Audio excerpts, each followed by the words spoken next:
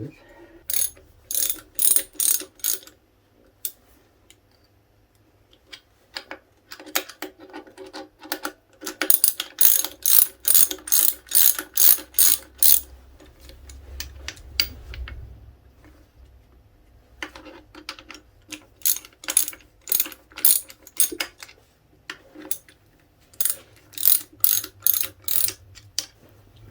I was just about to torque these nuts up, but then I thought I don't want this rigid because I need to line it up for both ends of the spring, so I'm going to leave it like that, put the other one on, and then put it up in the car.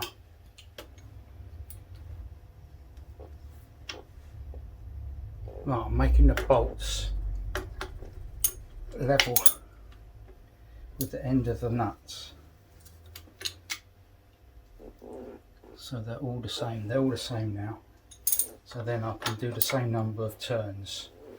1, 2, 3. 1, 2, 3. Oops.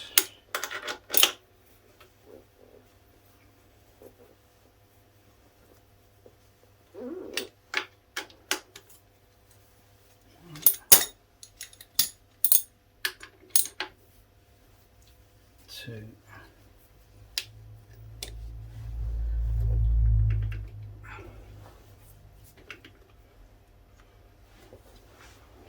The rubbers all in. Yeah, them rubbers look good, very good. They're all in. Just give it another little bit.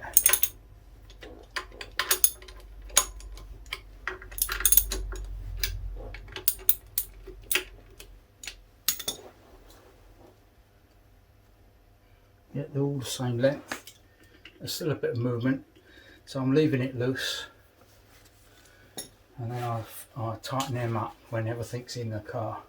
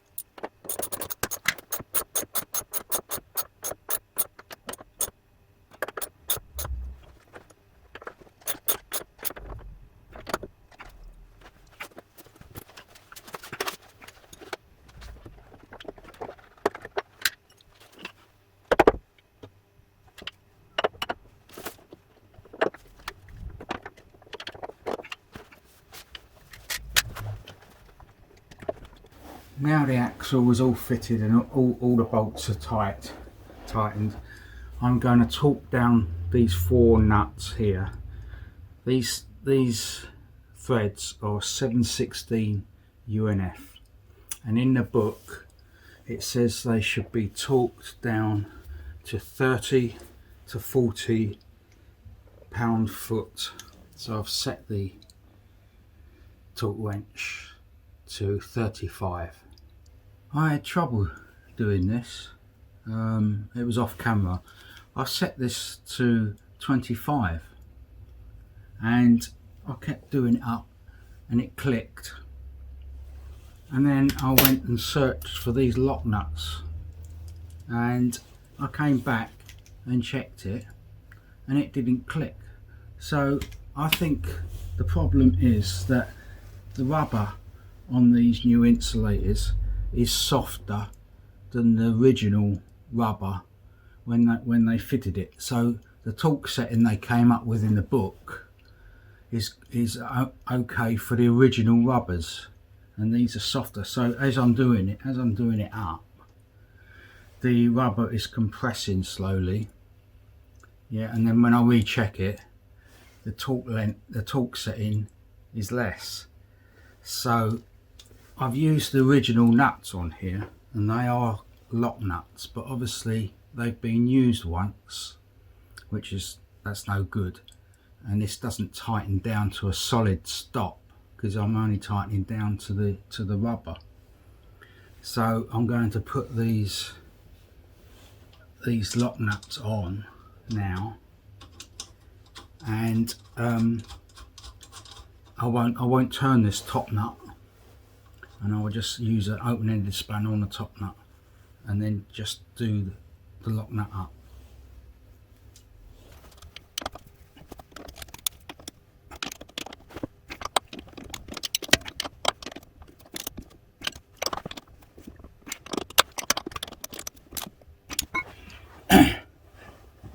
Now if the rubber compresses, it's not going to come off, it's just going to rattle. So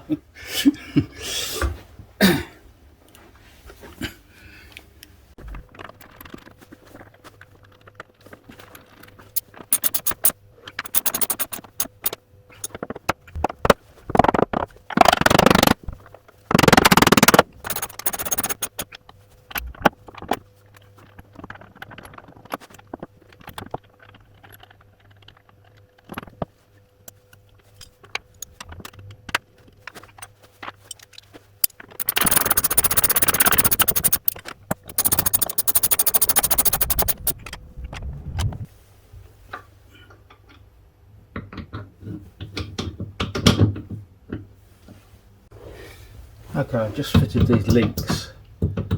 These are original links, but the rubber looks good.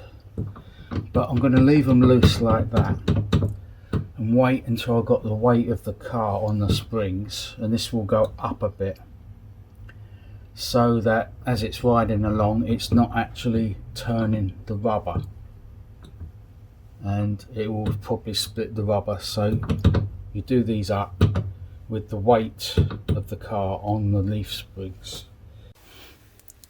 I've just fitted this handbrake linkage bracket here, and these are handed, so you can only put this one on the passenger side because the holes are diagonal and it's the wrong angle. So I know that's right, and then I tried these linkages in and it kept failing, and it didn't seem to be any good. And then when I swapped these over from the other side, it worked. So these must be bent at a certain angle, these linkages. Now I don't know if you can see that there's the Ford logo there, and that's on the inside of the car, like the inner face, and it's the same on the driver's side. The Ford logo is on the inner face. So, you know, it's a little tip if other people have had that trouble, because you want this linkage as free as possible, because you don't want it sticking on like this, obviously, because then you get brake drag. Tape 77. I sandblasted these brake shoes and then I gave them one coat of this primer etch. When they're dry, I'm going to rivet these brake linings on. The problem with these was they didn't come with any rivets. So what I did, I decided to buy some 5/16 copper rod and make enough to do the whole car. These are semi-hollow rivets, and the hole in the end is 1/8 diameter by 5mm deep. And I've done some trial runs, and that is just the correct size to swage the rivet over. And to do that, I made this, and I've got a flat one, and I'm going to fit them in my vise. I've drilled two 10mm holes in line, and they hold on with a little grub screw. Now this is silver steel, and with silver steel, if you get it red hot and quench it in water, it hardens it. So these two anvils are hard. So that goes in there like that, and then I'm going to put this on the shoe obviously, and then just do the vise up, and that will swage it over to the correct shape that it should be, and that will make it nice and secure and nice and safe. This is the following weekend, and the shoes all dry now, so I'm going to do my first shoe.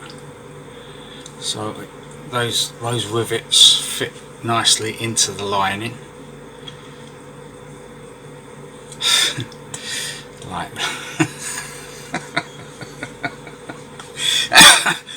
oh dearie me. It's the following weekend now, and now the paint on these shoes are dry. I'm gonna rivet all these linings on this morning. So the rivet is a nice tight fit in the lining. So that just pushes in there, and I'll make sure that is pushed right the way down, because we don't want that standing up. So that's in there like that, and then I'll start from the middle hole. So I'll start from the middle and I work my way out. So just put that in there. That. Do this up.